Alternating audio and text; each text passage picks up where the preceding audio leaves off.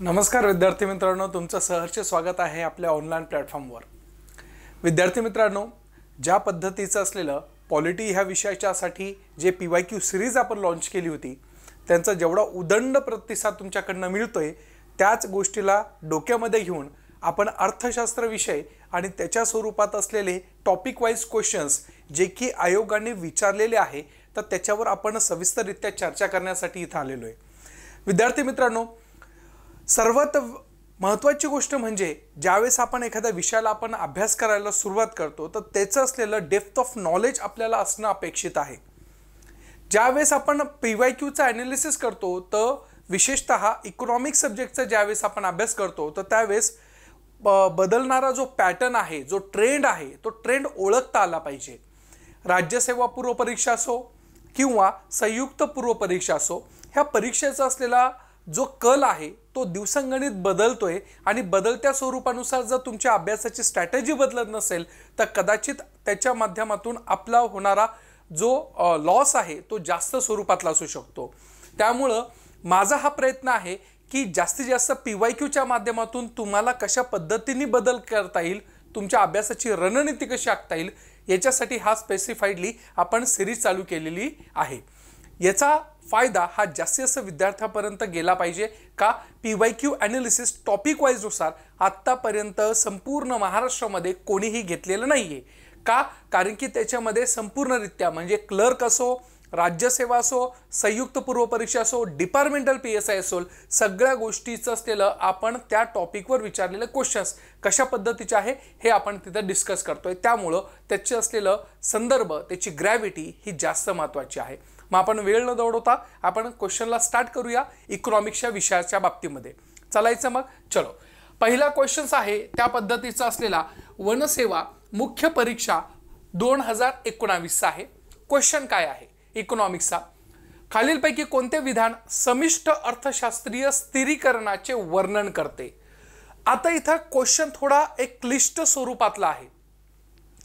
ज्यावेळेस आपण अर्थशास्त्राचा अभ्यास करतो तर अर्थशास्त्राचे विविध टप्पे असतात आणि हा टप्पे किंवा त्याचे प्रकार याच्या माध्यमातून आपल्याला अर्थशास्त्र कशा स्वरूपात डेव्हलप झाली आहे, कोणत्या पद्धतीने बदल घडलेले आहे आणि त्याच्यामध्ये काय गोष्टीची कमतरता आहे याचा जेव्हा आपण अभ्यास करतो तर त्यावेळेस त्या अर्थशास्त्राबद्दल केलेला अभ्यास असे म्हटले जातात।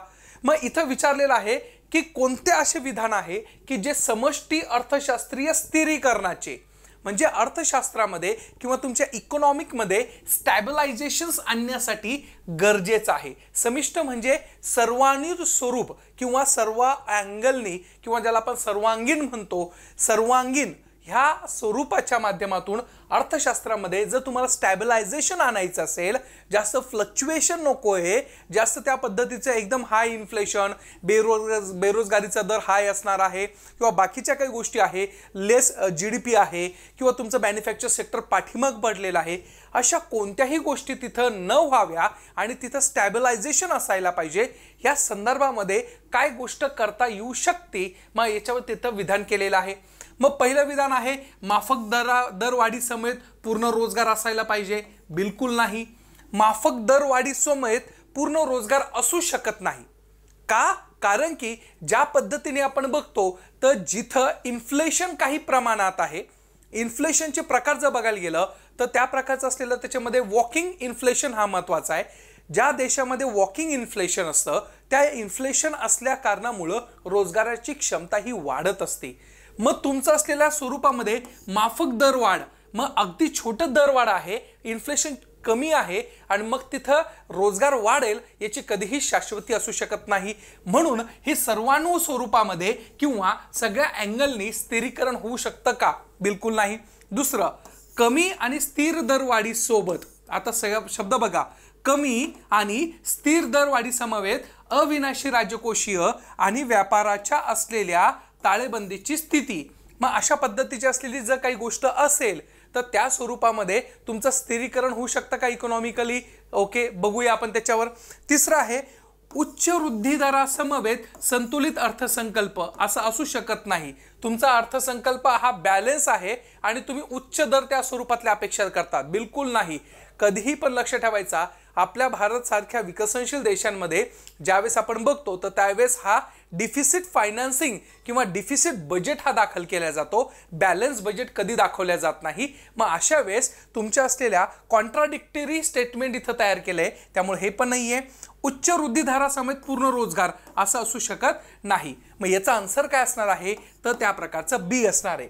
कमी आणि स्थिर दरवाढी समवेत तुमचा असलेला दरवाढ हा कमी आणि त्या प्रकारचा स्थिर असला पाहिजे, सोबत अविनाशी राजकोषीय आणि व्यापाराच्या ताळेबंदीची स्थिती हे जर नीट असेल, म्हणजे इन्फ्लेशन प्रॉपर असेल, गव्हर्नमेंटचं असलेलं जी फिस्कल पॉलिसी आहे, जे राजकोषीय धोरण आहे ते जर व्यवस्थित त्यांनी आखलं की गरज कधी आहे, मार्केटमध्ये पैसा कधी ओतायचा आहे, मार्केटमधला पैसा कधी काढून घ्यायचा आहे, याची जो एक व्यवस्थितरित्या रणनीती आखली आणि रणनीती आखल्यानंतर त्या प्रकारच्या असलेल्या स्वरूपामध्ये व्यापारवाल्यांनीही किंवा इकॉनॉमिकलच्या बेसिक जो व्यापारी आहे त्याच्या असलेल्या ताळेबंदीची स्थिती निर्माण नाही झाली तर खऱ्या अर्थाने तुमच्या देशामध्ये अर्थशास्त्रीय स्थिरीकरण होऊ शकतं। थोडक्यात त्यांनी विचारलेले आहे की कोणत्या conditions is a favorable for to make your economy more stabilize. First is your to control your inflation, second one is your demarketed your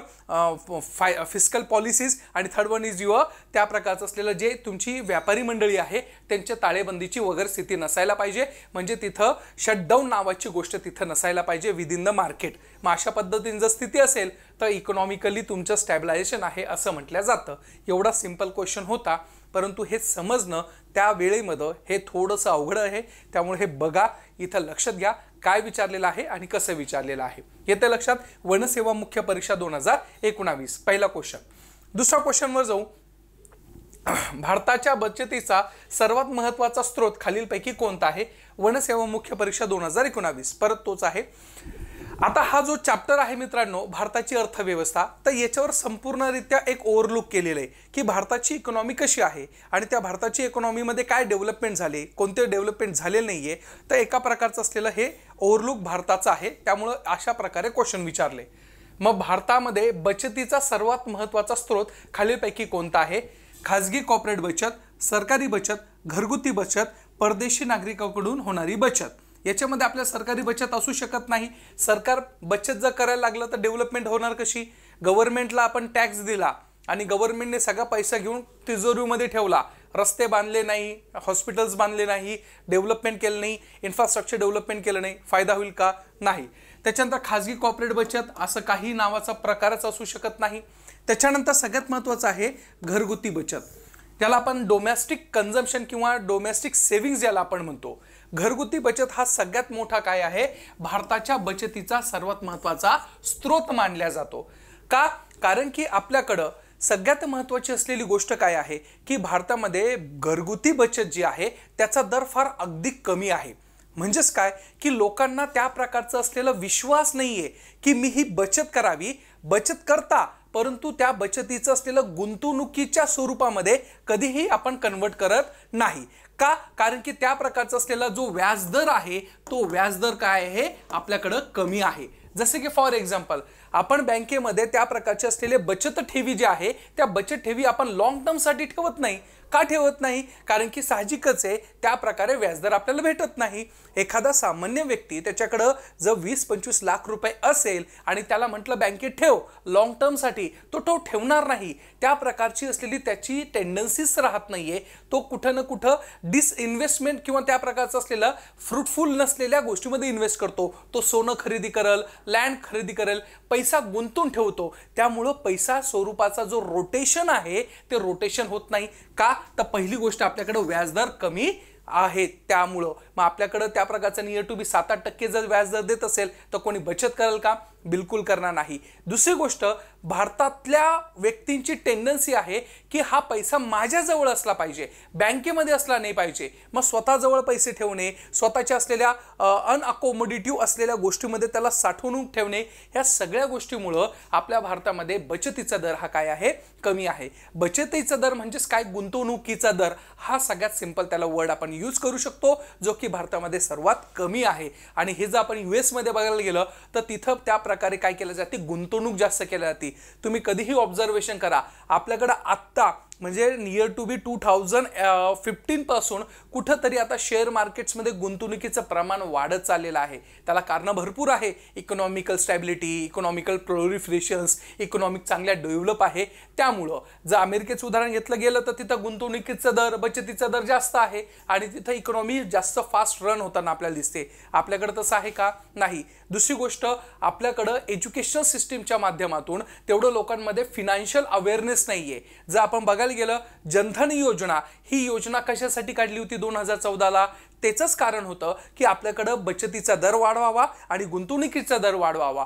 परंतु काळाच्या ओघामध्ये त्याच्यामध्येही देखील लोकांनी जास्त युटिलाइज केलेलं दिसून येत नाही. परंतु सम काइंड ऑफ याच्यामध्ये युटिलाइज झालेलं आपल्याला कधी कधी दिसूनही दिसतंय. मग अशा वेळेस आपल्याला हा बचतीचा दर आणि त्या स्वरूपामध्ये असलेला जो घरगुती बचत आहे ती सर्वात महत्त्वाची आहे. डोमेस्टिक सेव्हिंग ज्याला आपण म्हणतो ते महत्त्वाचं आहे. म्हणून याचं उत्तर असणार आहे 3 क्रमांकाचा सी ऑप्शन तिथं असणार आहे. तिसरा क्वेश्चन घेऊया. खालीलपैकी कोणते विधान लेजिस्फेअर किंवा अनिर्बंध धोरण या शब्दाचे वर्णन करते? वनसेवा मुख्य परीक्षा 2019 आपल्याला तिथं दिसतंय. मग आपण ज्यावेळेस आपण म्हणतो की अर्थशास्त्र ही लेजिस्फेअर असायला पाहिजे. अर्थशास्त्रामध्ये लेजिस्फेअर कॉन्सेप्ट ही फार महत्त्वाची असते. का महत्त्वाची आहे मित्रांनो? तर त्याच्या माध्यमातून बेसिकली आपल्याकडचे ज्या इकॉनॉमिकल ॲक्टिव्हिटीज आहे ते ओपन झाल्या पाहिजे. आपल्याकडं भारतामध्ये 1990 किंवा 91 पर्यंत का होईना आपली जी अर्थव्यवस्था होती ती क्लोज इकॉनॉमी होती, ती म्हणजे बंदिस्त इकॉनॉमी होती. परंतु 91-92 नंतर ज्यावेळेस आपण LPG अडॉप्ट केलं, लिबरलायझेशन्स, प्रायव्हेटायझेशन्स अँड ग्लोबलायझेशन्स, त्याच्यानंतर आपल्याकडची जी इकॉनॉमी आहे ती काय झाली? आपण ओपन केली. ओपन केली म्हणजे काय की जागतिक स्तरावर जेवढ्या पण इकॉनॉमिकल ॲक्टिव्हिटीज होतील त्याच्यामध्ये भारत हा एक फर्मली स्वतःचं अस्तित्व निर्माण करतोय. मग अशा पद्धतीच्या माध्यमातून जेव्हा आपण LPG अडॉप्ट केलं तर त्याच्या माध्यमातून आपण जगाच्या स्वरूपामध्ये देवाणघेवाण, आयात निर्यात, काय ज्या इकॉनॉमिकल गोष्टी असेल त्या सगळ्या आपण ओपनली करायला लागलो. मग तिथं गव्हर्नमेंटचा जो हस्तक आहे किंवा गव्हर्नमेंटचा जो इंटरफेअर आहे तो मिनिमल लेवलचा करून टाकला. बिफोर द 1991 त्याच्यामध्ये गव्हर्नमेंटचा भरपूर काय होता?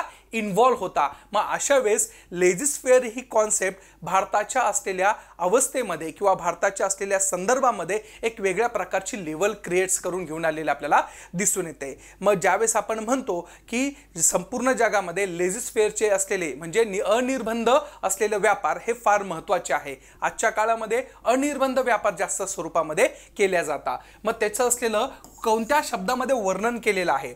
तर मुक्त बाजारपेठेचे सरकारकडून नियमन, मुक्त बाजारपेठेचे सरकारचा हस्तक्षेप नाही, कमी महत्त्वाच्या क्षेत्रामध्ये बाजारपेठेचा वापर, मुक्त बाजारपेठेला कोणत्याही क्षेत्रात परवानगी नाही. मग हे 2 स्टेटमेंट तर आपल्याला चुकीचेच आहे, कारण की कोणत्याही स्वरूपामध्ये काय आहे? तिथं मोकळेपणा आहे. परंतु आता इथं काय आहे? मुक्त बाजारपेठेचे सरकारकडून नियमन आणि मुक्त बाजारपेठेचे सरकारचा हस्तक्षेप नाही. मग ज्यावेळेस आपण हे 2 गोष्टी बघतो तर त्याच्यामध्ये आपल्याला काय दिसून येतंय की इथं सरकारचा हस्तक्षेप नसतो, अनिर्बंध स्वरूपातलं असतं. म्हणजे totally they are the free what they want to be do. मग अशा पद्धतीच्या माध्यमातून ज्यावेळेस आपण बघतो तर स्टेटमेंट बी हे काय आहे? बरोबर आहे की लेजिस्फेअर किंवा ओपन इकॉनॉमी ज्याला म्हणतात ते ओपन इकॉनॉमी अशा पद्धतीचं आहे की it should not be interfere within the any governments और जे काही मॅटर्स असेल ते ओपनली असणार आहे.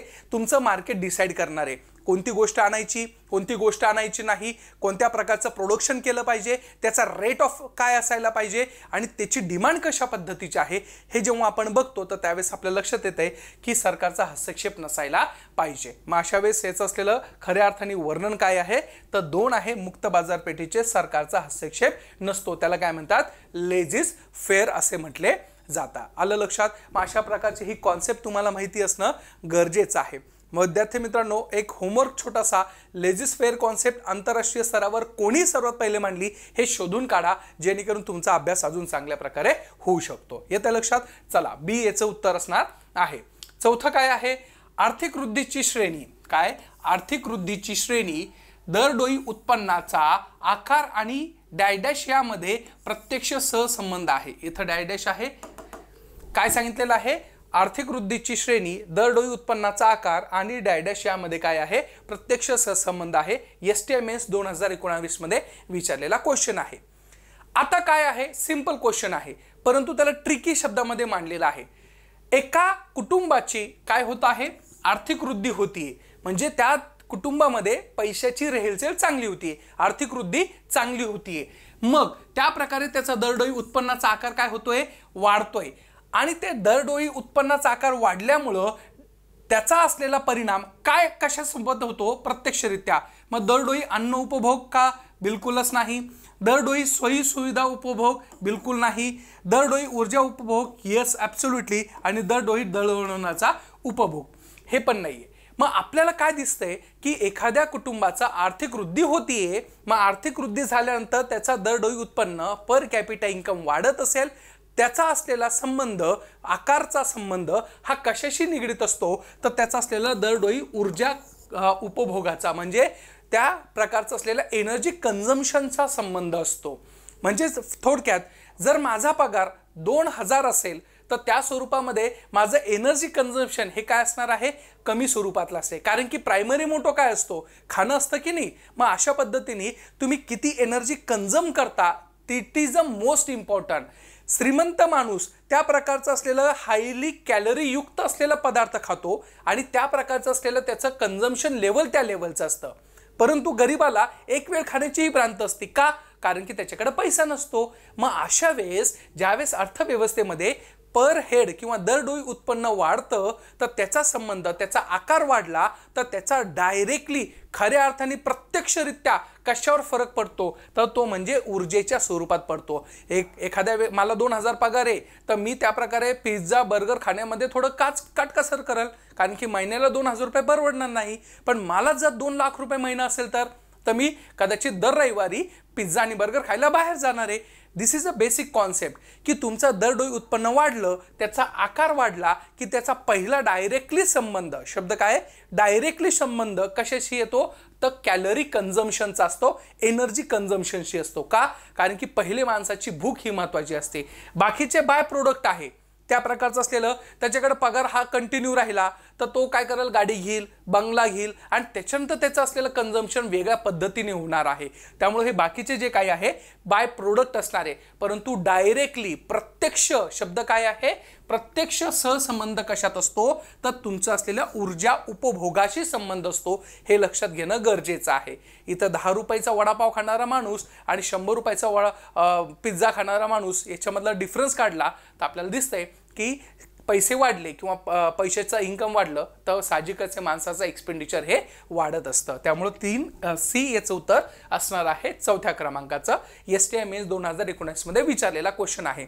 क्वेश्चन सोपा होता, फक्त इथं शब्द लक्षात आला पाहिजे, प्रत्यक्ष सहसंबंध हा शब्द माहिती असायला पाहिजे. 5वा क्वेश्चन आहे, भारतीय अर्थव्यवस्थेसमोरील मुख्य आव्हाने कोणती. मग भारतीय अर्थव्यवस्थेमधील जेव्हा आपण बघतो तर त्यावेळेस खऱ्या अर्थाने मुख्य आव्हाने कोणती आहे, तर ASO मेन्स 2019 मध्ये क्वेश्चन विचारलेला आहे. तर याच्यामध्ये काय आहे, अल्प दरडोई उत्पन्न भारताचं, भारतामध्ये उत्पन्नातील विषमता, त्याच्यानंतर भारतामध्ये दारिद्र्य का भारतामध्ये बेरोजगारीची समस्या. अशा प्रकारे कोणता आहे, फक्त क, फक्त क किंवा यापैकी सर्व, अशा प्रकारे कोणत्या स्वरूपातली ही समस्या भारतासमोर आहे. जर बघायला गेलं मित्रांनो तर नियर टू बी सगळेच आपल्याकडे काय आहे, मुख्य आव्हाने भारतासमोर वासून उभे राहिलेले आपल्याला दिसत आहे. विशेषतः त्याच्यामधलं जर बघायला गेलं तर अल्प दरडोई उत्पन्न आपल्याला दिसतंय. जर अल्प दरडोई उत्पन्नाचा संबंध घेतला तर आपण जर अमेरिकेच्या असलेल्या प्रत्येक व्यक्तीच्या दरडोई उत्पन्नावर आपण कंपॅरिझन केलं तर कुठंतरी आपल्याला दिसतंय की भारतामध्ये हे उत्पन्न कसं आहे, कमी आहे. एक सिंपल सोपं लँग्वेजमध्ये सांगायचं म्हटल्यावर आपण जर म्हटलं की भारतामध्ये एखादा व्यक्ती काम करतोय, एखादा इंजिनियर काम करतोय, त्याचा पगार आणि अमेरिकेमध्ये एखादा व्यक्ती इंजिनियर आहे त्याचा पगार, याच्यातला पगारामध्ये सर्वात जास्त कोणाला पगार असणार आहे, साहजिकच आहे अमेरिकेतल्या माणसाला. मग इथं आपल्याला काय दिसतंय, दरडोई जे उत्पन्न आहे ते उत्पन्न जास्त कुठं असणार आहे, तर US मध्ये असणार आहे. मग भारतासमोर काय आहे, ह्या सगळ्या गोष्टी. म्हणून बघा ना, आपल्याकडचे असलेले सगळे मुलं जे काही हायली एज्युकेटेड घेता किंवा हायली एज्युकेशन घेता किंवा इव्हन दो चीप लेबर पण बघा, दुबई असेल, पर्टिक्युलर चायना असेल, ह्या ठिकाणी जाऊन काम का करता, कारण की दरडोई उत्पन्नाची पातळी त्या देशामध्ये जास्त दिल्या जाते. म्हणून भारतामध्ये आपल्याला अशा स्वरूपाचं असलेलं जे लेबर शॉर्टेज ज्याला म्हणतो तोही आपल्याला कधी कधी सापडताना दिसून येतोय। मग हे भारतासमोर अल्प दरडोई उत्पन्न हा सगळ्यात मोठा प्रॉब्लेम आहे। दुसरा आहे उत्पन्नातील विषमता। आपल्याकडं ज्यावेळेस आपण बघतो तर भारतामध्ये असलेल्या 3% लोकांकडं 97% असलेली तिथं power of a concentration of a wealth आहे। 97% लोकांकडे पैसा कॉन्सन्ट्रेशन झालेला आहे आणि 97% लोकांकडे 3% एवढी काय आहे प्रॉपर्टी आहे किंवा त्या प्रकारचं असलेलं संपत्ती एकवटलेली दिसून येते। त्याच्यानंतर भारतामध्ये दारिद्र्याचं प्रमाण हळूहळू आता तरी कमी होत चाललंय, परंतु 91-92 पासून तर टिल 2010-11 पर्यंत दारिद्र्याचं प्रमाण हे दिवसंगणित काय होत होतं वाढत होतं। भारताला जेव्हा स्वतंत्र भेटलं तर त्याच्यानंतर दारिद्र्याचं प्रमाण हे काही पटीने जास्त होतं आंतरराष्ट्रीय स्तरावरच्या असलेल्या काही मोजमापाच्या पट्टीवर जर आपण त्याला गणलं असेल तर। मग अशा वेळेस दारिद्र्य देखील एक भारताची काय आहे समस्या आहे। म्हणून बघा ना, Indian government always concentrate on the poverty elevation म्हणून जर 20 कलमी कार्यक्रम असेल किंवा 5वी पंचवार्षिक योजना, 4थी पंचवार्षिक योजना, याच्यामध्ये आपण जास्त कशावर फोकस केलेला आहे तर दारिद्र्य निर्मूलनावर केलेला आहे, गरिबी हटावर केलेला आपल्याला दिसून येतोय। त्याच्यानंतर बेरोजगारीची असलेली समस्या ही तर आपल्या भारत देशामध्ये सर्वात जास्त आपल्याला दिसून येते। मग बेरोजगार याच्यामध्येही विशेषतः हायली एज्युकेटेड अनएम्प्लॉयमेंट हे जास्त आपल्याकडे आहे, त्यामुळे ह्या सगळ्या प्रकारचे असलेले प्रॉब्लेम्स इंडिया फेस करत आहे। म्हणून याचं उत्तर असणार आहे यापैकी सर्व असणार आहे। आलं लक्षात? ASOMS 2019चा क्वेश्चन होता 5व्या क्रमांकाचा। 6वा क्वेश्चन आहे 1950-51 ते 2013-14 या काळामध्ये भारतातील स्थूल राष्ट्रीय उत्पादनातील म्हणजे GDP मधील द्वितीय क्षेत्राचा हिस्सा वाढला आहे। मग अशा प्रकारचं असलेलं इथं 2 टर्मिनॉलॉजी महत्वाची आहे, द्वितीय क्षेत्र आणि त्या प्रकारचा असलेला दुसरा वर्ड महत्वाचा आहे वाढला आहे कंबाईन 2020 मध्ये। मग आपल्याला माहिती आहे की भारतामध्ये प्रामुख्याने जर बेसिक लेवलवर बघायला गेलं तर 3 प्रकारचे क्षेत्र आहे। एक आहे प्राथमिक क्षेत्र, त्याला आपण प्रायमरी सेक्टर म्हणतो, दुसरं आहे द्वितीय क्षेत्र ज्याला आपण सेकंडरी म्हणतो आणि तृतीय क्षेत्र त्याला आपण टर्शरी क्षेत्र म्हणतो। मग अशा स्वरूपामध्ये प्रायमरी सेक्टर, सेकंडरी सेक्टर आणि टर्शरी सेक्टर आपल्याला 3 सेक्टर्स आपल्या इंडियामध्ये कन्सिडर केल्या जातात। मग अशा वेळेस प्रायमरी सेक्टरमध्ये विशेषतः हा आपला कृषी असलेला जो भाग आहे तो याच्यामध्ये कन्सिडर होतो। त्याच्यानंतर द्वितीय क्षेत्रामध्ये उद्योग क्षेत्र हा आपल्याला तिथं दिसून येतोय आणि त्या प्रकारचा तृतीय क्षेत्र म्हणजे हा नियर टू बी सेवा क्षेत्र म्हणून कन्सिडर केला जातो। तिथं क्वार्टरली पण आहे, चतुर्थ पण आहे आणि पंचम पण आहे, परंतु हे प्रामुख्याने असं जर डिव्हिजन केलं तर आपल्याला सोपं जातं अभ्यासासाठी। मग कृषी क्षेत्राच्या संदर्भामध्ये त्यांनी विचारलंय का? नाही, त्यांनी विचारलेलं आहे द्वितीय क्षेत्र म्हणजे उद्योग क्षेत्राबद्दल। मग त्यांनी काय विचारलेलं आहे की 1950-51 ला आणि 2013-14 मध्ये त्याचं कंपॅरिझन केलेलं आहे की कोणत्या इयरमध्ये किंवा कोणत्या इयरपासून तो कोणत्या इयरपर्यंत आपल्याकडचं जे द्वितीय क्षेत्र आहे, उद्योग क्षेत्र आहे, त्याचं असलेलं उत्पादनातील म्हणजे GDPतील जे कॉन्ट्रीब्युशन आहे ते किती वाढलेलं आहे, अशा प्रकारचा क्वेश्चन आहे। मग आपल्याला काय दिसतंय, मग सुरुवातीच्या काळामध्ये ज्यावेळेस आपण 1950-51 ची गोष्ट करतो तर त्यावेळेस आपल्याला माहिती आहे की 53% हा कृषी घटकाचा असलेला GDP मध्ये वाटा होता, त्याच्यानंतर 16% हा उद्योग क्षेत्राचा होता आणि 30% हा नियर टू बी सेवा क्षेत्राचा होता। कधी? तर 1950-51 मध्ये। परंतु काळ बदलत गेला, काळ बदलत जाताना हळूहळू त्या गोष्टींमध्ये स्वरूप चेंज होत गेलं आणि त्या प्रकारचं असलेलं 2013 आणि 14 मध्ये जर आपण बघतो तर त्यावेळेस आपल्याला काय दिसून येत आहे की पर्टिक्युलर काही गोष्टी आहे, जसं की त्याच्यामध्ये जर आपण बघायला गेलं तर 2013-14 अंतर्गत याचं असलेलं स्वरूप बदललं। मग स्वरूप कसं बदललं तर आता साहजिकच आहे प्राथमिक क्षेत्र काय झालेलं असेल, कमी झालेलं असेल। मग ते कमी किती झालं आहे तर नियर टू बी 17% आहे। द्वितीय क्षेत्र पण काय झालेलं आहे, वाढलेलं आहे, त्या प्रकारचं 26% आणि तृतीय क्षेत्र जर बघायला गेलं तर नियर टू बी 54-55% झालेलं आपल्याला दिसून येते।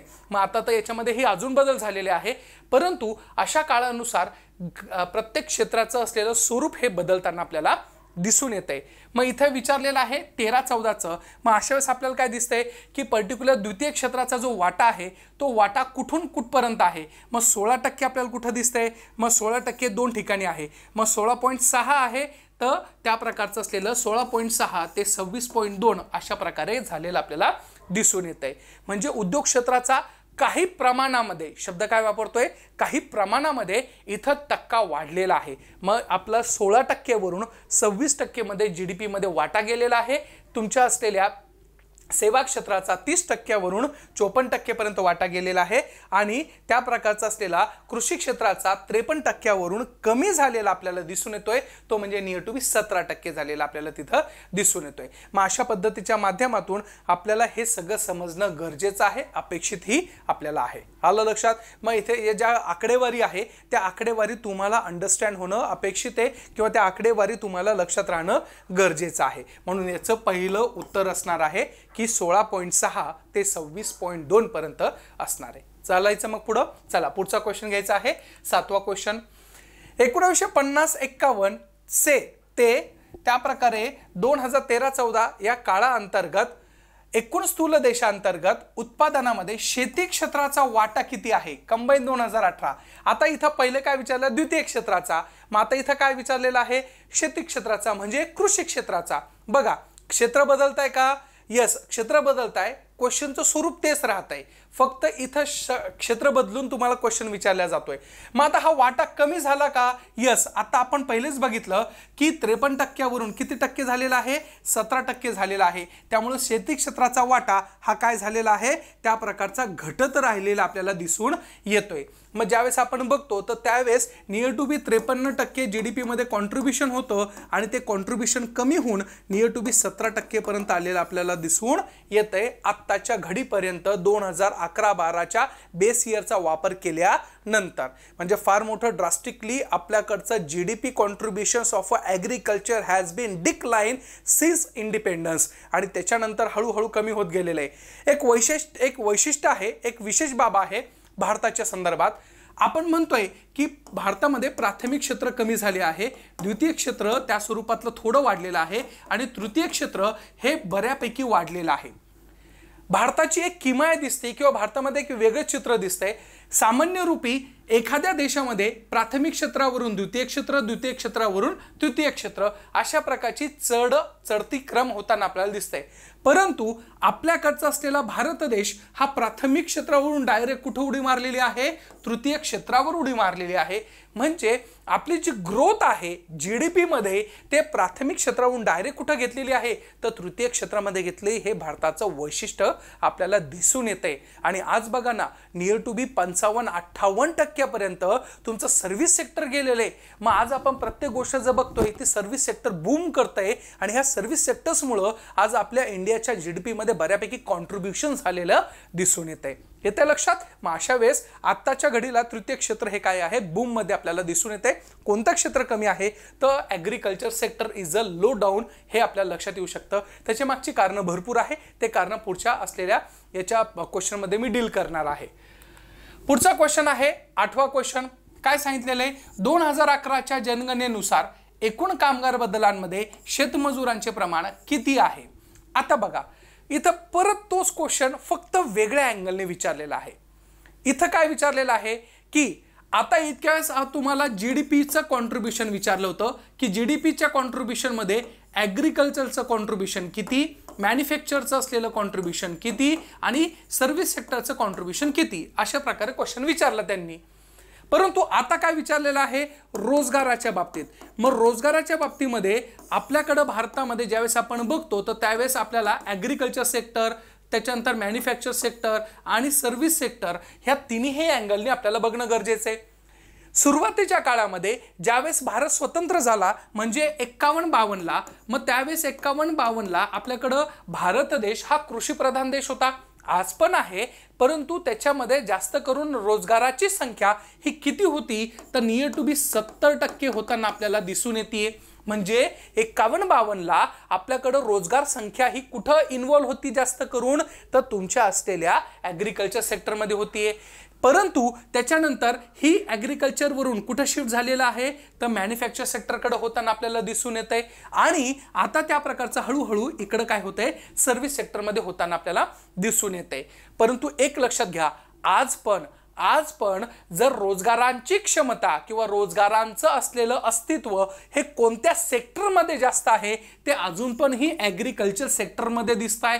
मग ते किती आहे आता तर 2021-22चा जर आपण जनगणना 21-22ची आकडेवारी जर बघायला गेलं तर it was consider as the 46%. किती पर्सेंट आहे तर 46% आपल्याला तिथे दिसून येत आहे. म्हणजे तुम्ही विचार करू शकतात की आज पण ॲग्रिकल्चर सेक्टर रोजगाराच्या बाबतीमध्ये किती इन्व्हॉल्वमेंट करून घेते.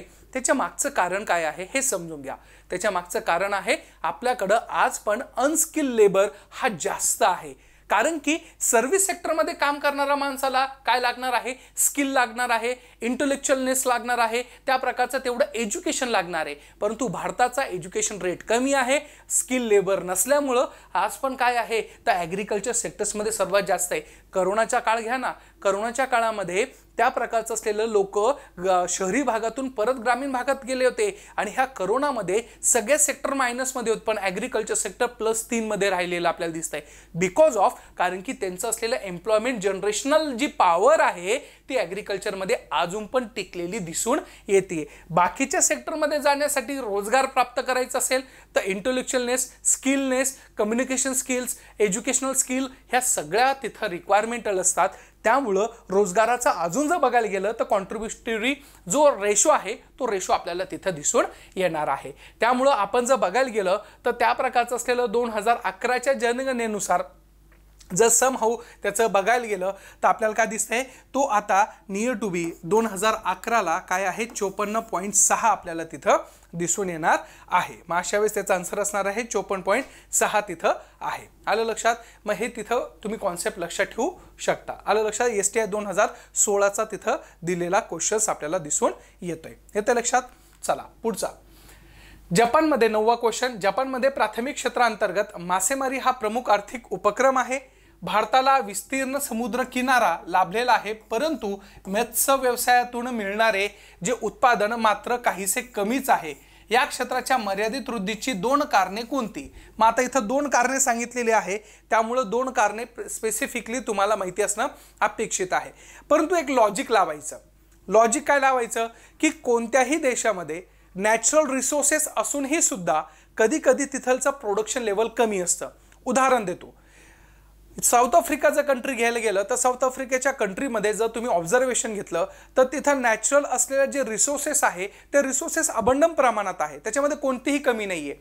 परंतु तिथलचं असलेलं मॅन पॉवर, तिथलची असलेली टेक्नॉलॉजिकल साऊंडनेस, तिथलची पॉलिटिकल स्टॅबिलिटी, तिथलची इकॉनॉमिकल ॲक्टिव्हिटी ह्या सगळ्या काही गोष्टीमुळं तिथलचं असलेलं जे economical proportion rate of the increasing order पाहिजे ती आपल्याला दिसून येत नाही आहे. मग ह्या सगळ्या काही गोष्टी कारणीभूत असल्या कारणाने तिथं पण नॅचरल रिसोर्सेस असूनही सुद्धा डेव्हलपमेंट दिसत नाही. सेम त्या प्रकारे भारतामध्येही अशा प्रकारच्या काही गोष्टी दिसत आहे पण एवढं काही नाही आहे. पण त्याच्यामध्येही विशेषतः काय आहे की आपल्याला तिन्ही बाजूनी समुद्र सापडलेला आहे तरीही आपल्याकडचं मासेमारी जेवढी पाहिजे तेवढी का सापडत नाहीये. त्याची कारणं इथं 2 कोणती कारणे आहे तर इथं आपल्याला दिसून येत आहे.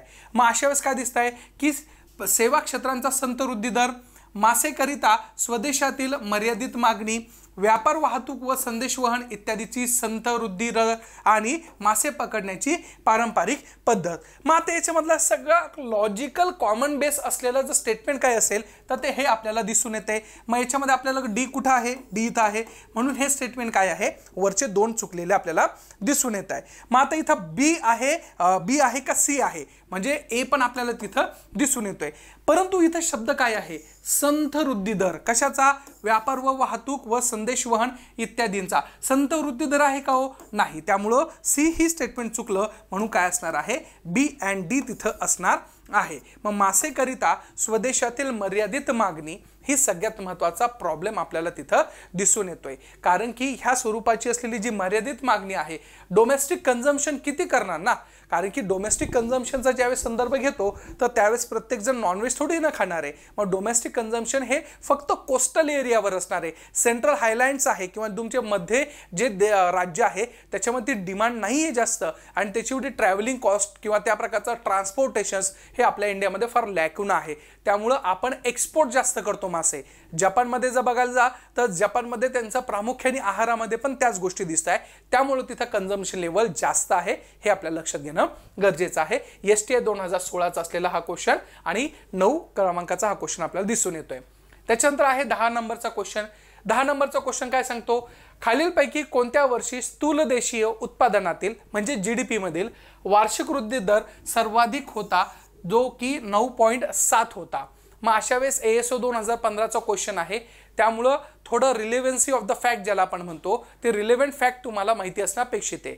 मग ज्यावेळेस आपण बघतोय की GDP ग्रोथ रेट, हा GDP ग्रोथ रेट तुमचा असलेला जेव्हा बघता तर त्यावेळेस आपल्याला त्या संदर्भामध्ये कशा स्वरूपामध्ये कशा पद्धतीने हा काउंट केला जातो. तर GDP ग्रोथ रेट काय आहे, तर एका प्रकारचा असलेला जो प्रिव्हियस इयरला तुमची जी GDP आहे आणि आत्ताच्या कंटेक्स्टमध्ये जी GDP आहे, म्हणजे प्रिव्हियस इयर आणि आत्ताच्या प्रेझेंट इयरमध्ये ज्या प्रकारचं असलेलं GDPचं असलेलं जो ट्रान्सफॉर्मेशन झालेलं आहे, त्या ट्रान्सफॉर्मेशनच्या अनुषंगाने कशा पद्धतीचं असलेलं हे ट्रान्सफॉर्मेशन झालं आहे त्याच्यावर असलेली ही चर्चा केल्या जाते.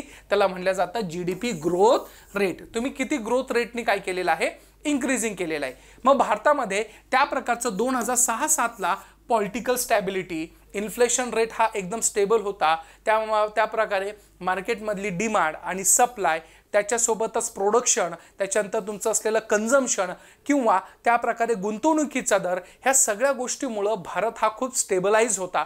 त्यामुळं आपल्याकडं त्यावेळेस GDP growth as compare to previous year 2005 आणि 6च्या कम्पेअरमध्ये 6-7 was the consider as the highest peak लेवलला गेलेलं चांगल्या प्रकारे दिसून येत आहे. मग अशा पद्धतीने हे ग्रोथ रेट कुठं तर 9.7 होता, तो कधी तर 6-7ला होता, हे लक्षात घेणं गरजेचं आपल्याला दिसून येत आहे. त्याच्यानंतर 2008ला आंतरराष्ट्रीय स्तरावर सबप्राईम क्रायसिस क्रिएट झाले आणि त्या आंतरराष्ट्रीय स्तरावरच्या असलेल्या इकॉनॉमिकल क्रायसिसमुळं संपूर्ण जग हादरलं होतं. परंतु आपल्याकडं रघुराम राजन सर होते आणि रघुराम राजन सरांनी ह्या गोष्टीतून आपल्याला बचाव पहिलेच कसा करायचा याचं तंत्रमंत्र आपल्याला दिलेलं होतं.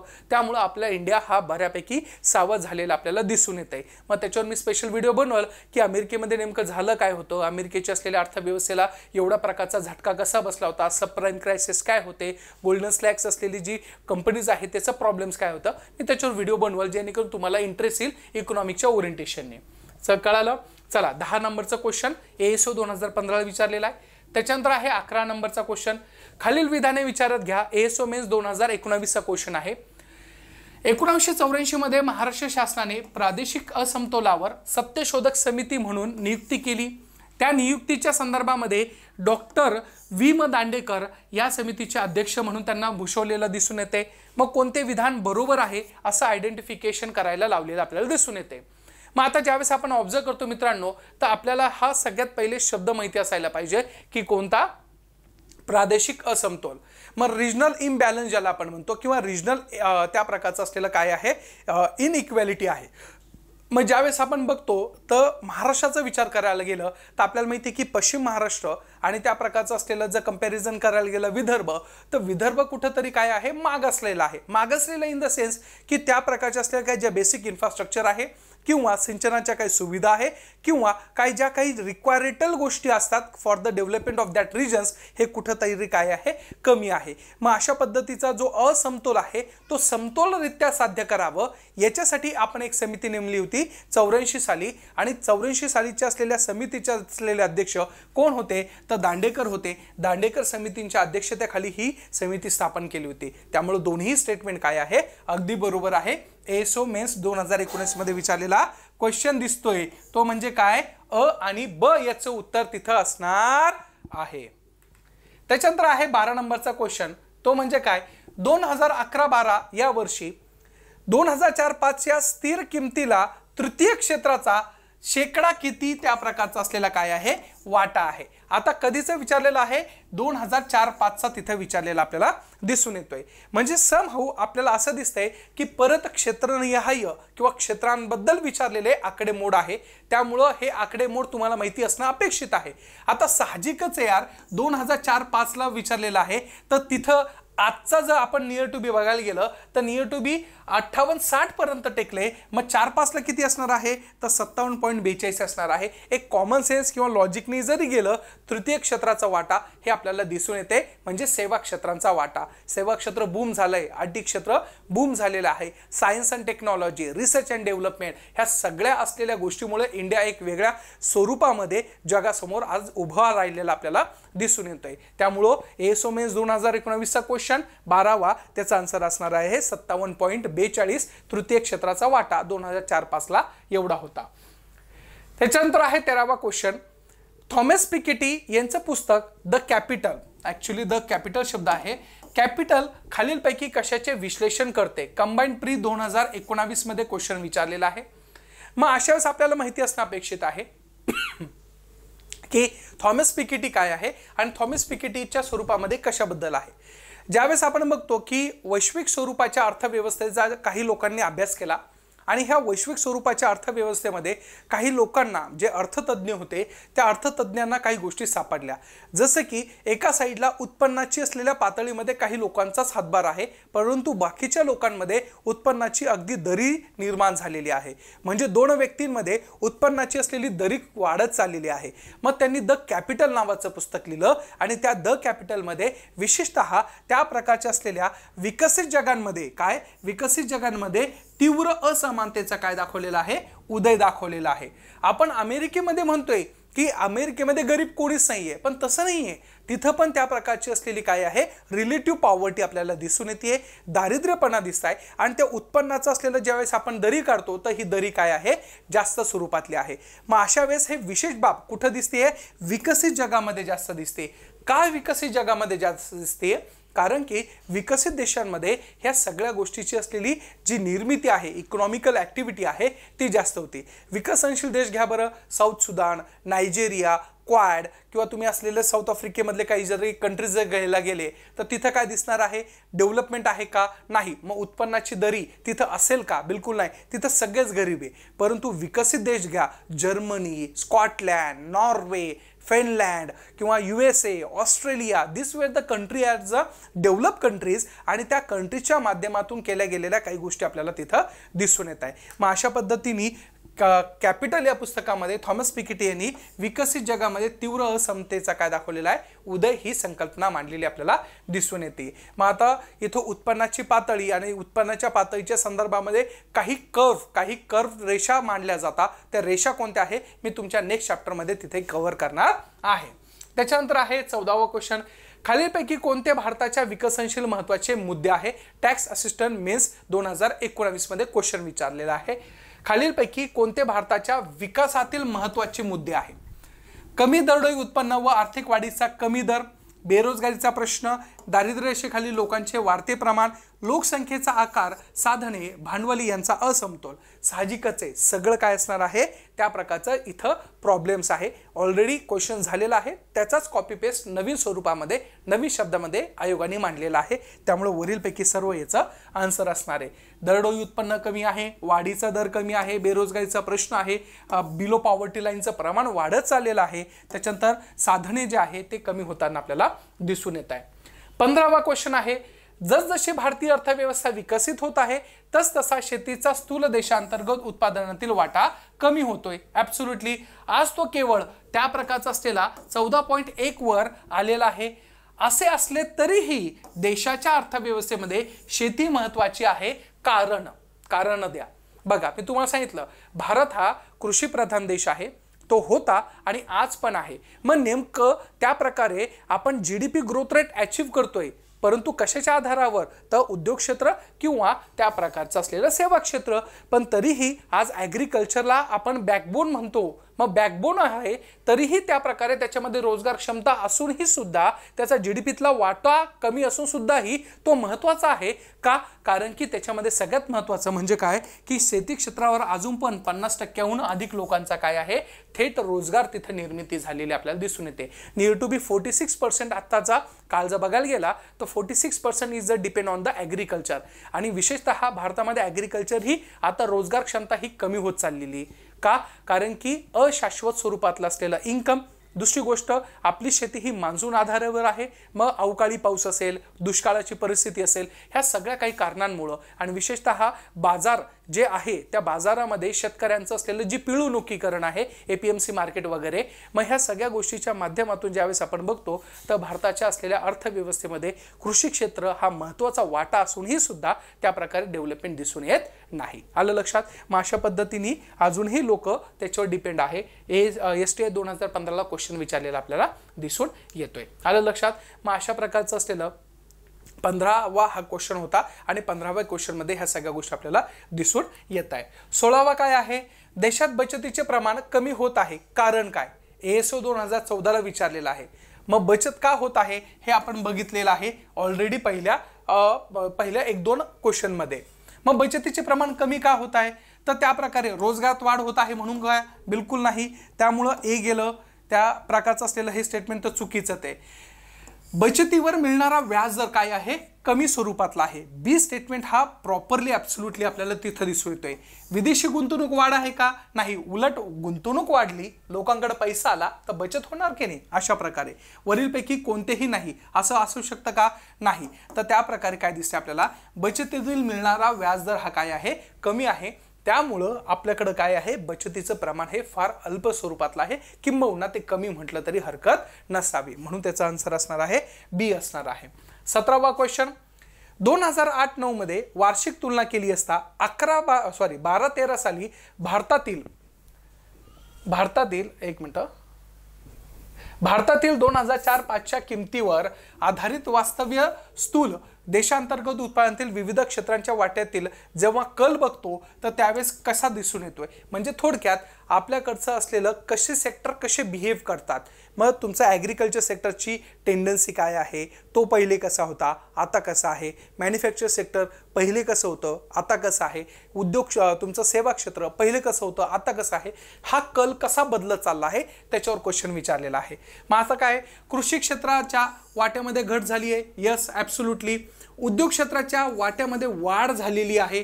त्याच्यानंतर तिसरं आहे सेवा क्षेत्राच्या वाट्यामध्ये वाढ झालेली आहे. आता एक लक्ष ठेवायचं, इथं शब्द सांगितलेला आहे की उद्योग क्षेत्रामध्ये वाढ झालेली आहे.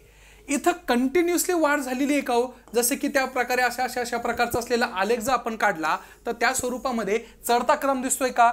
बिलकुल दिसत नाहीये. जर आपण इथे 1950-51 बघायला गेलं तर त्याच्यामध्ये आपल्याला काय दिसतंय की कधी फ्लक्च्युएशन्स आहे, कधी हाय आहे, कधी हाय, कधी कमी दिसतोय, कधी असं आहे, कधी तसं आहे. मग अशा वेळेस आपल्याला जर बघायला गेलं तर कंटिन्युअसली उद्योग क्षेत्रामध्ये वाढ आहे का? बिलकुल नाही. त्यामुळे आपल्याला हे स्टेटमेंट चुकीचं आहे. पण कृषी क्षेत्रामध्ये वाट्यामध्ये जो घट आहे तो झालेला आहे. जसं की कृषी क्षेत्रामध्ये जर बघायला गेलं तर आपल्याला त्या प्रकारचं असलेलं थोडं अशा प्रकारचा आलेख आपल्याला दिसून येणार आहे. तो आता डिक्लाइन होत गेलेला आहे. पण सेवा क्षेत्र जर बघायला गेलं तर सेवा क्षेत्र हा कंटिन्यू आता आलेख वाढलेला आपल्याला दिसून येतोय. म्हणजे अ आणि क हे स्टेटमेंट काय आहे? बरोबर आपल्याला दिसून येत आहे. आलं लक्षात? मग अशा पद्धतीने हे तुम्ही इथं बघू शकतात की नेमकं एक्झॅक्टली त्याचा काय डिमार्केटिव्ह लाईन्स आहे आणि त्या डिमार्केटिव्ह लाईन्सने कशा प्रकारे इंडियाची इकॉनॉमी ट्रेंड करत आहे हे सगळं समजणं गरजेचं आहे. त्याच्यानंतर आहे खालीलपैकी कोणते विधान योग्य आहे? PSI 2014चा question. सन 2011-12 मध्ये GDP अंतर्गत उत्पादनातील सेवा क्षेत्राचा हिस्सा नियर टू बी 59% एवढा होता. दळणवळण, व्यावसायिक सेवा व वित्तीय याच्यामध्ये उच्च वृद्धी दर आढळून आलेला आहे. Yes, absolutely. दोन्ही स्टेटमेंट काय आहे? बरोबर आहे. ज्या पद्धतीने सांगितलं की सेवा क्षेत्र वाढले, मग सेवा क्षेत्रामध्ये दळणवळण असेल, व्यावसायिक सेवा असेल, वित्तीय स्वरूपातल्या बँकिंग रिफॉर्मेटिव्ह ॲक्शन ज्या आपल्याकडे झाल्या त्या बँकिंग रिफॉर्मेटिव्ह ॲक्शनच्या माध्यमातून ह्या सगळ्या गोष्टी झालेल्या दिसून येतात. म्हणजे both statement are the true. त्या प्रकारचा लास्ट क्वेश्चन आहे. एकूण स्थूल देशांतर्गत GDP मध्ये शेती क्षेत्राचा सहभाग 1900-2000 या किमतीवर टक्केवारीच्या स्वरूपामध्ये 51-52च्या 56%वरून 14% घसरला आहे। या शेतीच्या व्याख्येमध्ये काय सामील आहे? एवढं मोठं स्टेटमेंट दिलंय, तुम्ही जर प्रॉपरली वाचलं तर सिंपल त्यांनी विचारलं आहे डेफिनेशन ऑफ ॲग्रिकल्चर। मग ॲग्रिकल्चर याच्यामध्ये काय काय येतं असं विचारलेलं आहे STI 2013 मध्ये। टाइम कंझ्युम करण्यासाठी असतं। मग डेफिनेशन ऑफ ॲग्रिकल्चर मध्ये काय येतं तर प्रॉपरली ॲग्रिकल्चर ॲक्टिव्हिटी, वन उत्पादने आणि मासेमारी हे तिन्ही आपल्याला तिथं दिसून येत आहे। मग तिन्ही आहे का? केवळ शेती नाही, शेती विवने फक्त नाही, शेती मत्स्य व्यवसाय फक्त नाही, म्हणून वरील एकही पर्याय नाही का? कारण की ह्या तिन्ही गोष्ट ॲग्रिकल्चर सेक्टर्समध्ये येतात, हे लक्षात घेणं गरजेचं आहे। बघा विद्यार्थी मित्रांनो, अशा प्रकारचे क्वेश्चन्स हे आपल्याला डील करता आले पाहिजे। अशा प्रकारचे क्वेश्चन्स आयोग विचारतो। अगदी सोपे आहे, अगदी सिंपल भाषेमध्ये जर तुम्ही बघायला गेलं तर तुम्हाला हे परफेक्टली लक्षात राहू शकता। त्यामुळं ह्या प्रकारची असलेली सिरीज आपण कंटिन्युअसली करतोय, एक पॉलिटी विषयाची आणि एक अर्थशास्त्र विषयाची। मग भेटूया पुढच्या दुसऱ्या भागामध्ये दुसऱ्या असलेल्या संकल्पनेला नवीन स्वरूपामध्ये। Keep studying. थँक्यू।